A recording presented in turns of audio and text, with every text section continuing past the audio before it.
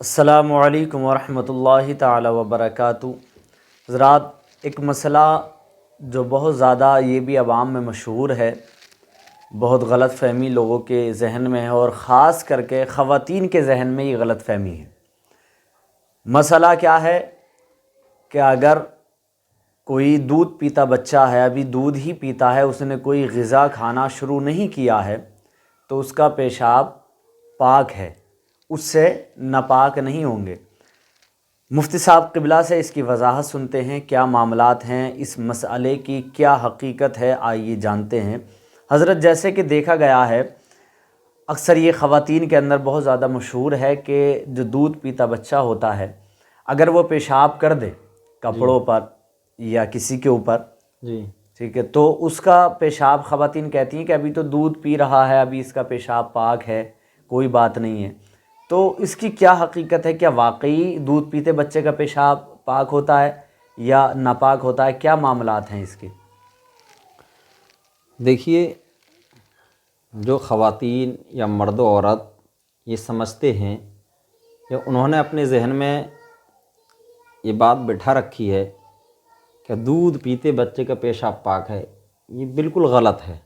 جی، چاہے دودھ پیتے بچے کا پیشاب ہو یا اس بچے کا پیشاب ہو جس نے کبھی دودھ بھی نہیں پیا ہے، وہ بھی ناپاک ہی ہے۔ بے شک، سمجھ رہے ہیں؟ جی جی، وہ بچہ جو پیدا ہوا ہے، اب اس نے دودھ نہیں پیا ہے، اس کا پیشاب بھی ناپاک ہی ہے۔ اچھا، دودھ پیتے بچے کا پیشاب ہو یا بڑے کا پیشاب ہو، بہرحال ہر صورت ناپاک ہے۔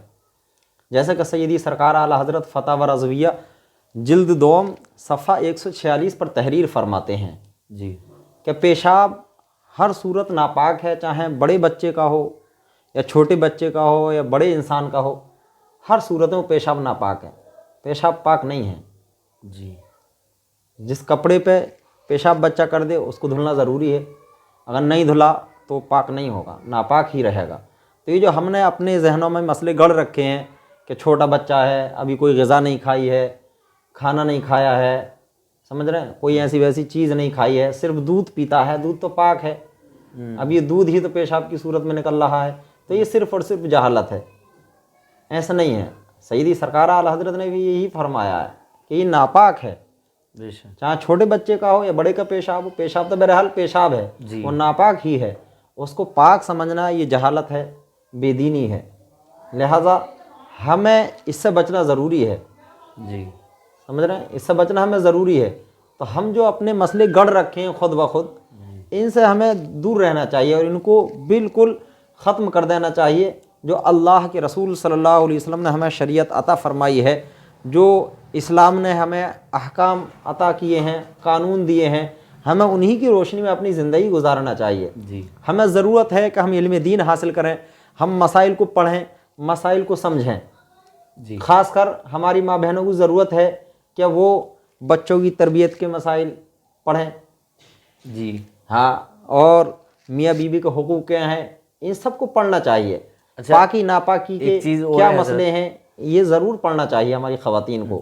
ایک چیز اور ہے، جیسے یہ بچے کے پیشاب کی بات آئی، تو خواتین کہتی ہیں کہ بھئی بچے کا پیشاب پاک ہے، اور اگر ان سے کہا جائے کہ آپ نماز پڑھیں جی، تو کہتی ہیں بچے نے پیشاب کر دیا ہے، جی، معاملہ وہاں پہ الٹا کر دیا جاتا ہے، ٹھیک ہے، جہاں تو کہ بچے کا پیشاب ناپاک ہے، اور آئی بات نماز کی، عبادت کرنے کی، تو اس کو جو ہے تو ناپاک وہ کر دیا مسئلہ بدل دیا جاتا ہے، مسئلہ بدل دیا جاتا، تو اپنی مرضی کے مطابق اس کو اسی کو کہتے ہیں مادری زبان میں اپنی چٹ اپنی پٹ۔ جی ہاں، تو وہی والا معاملات ہیں۔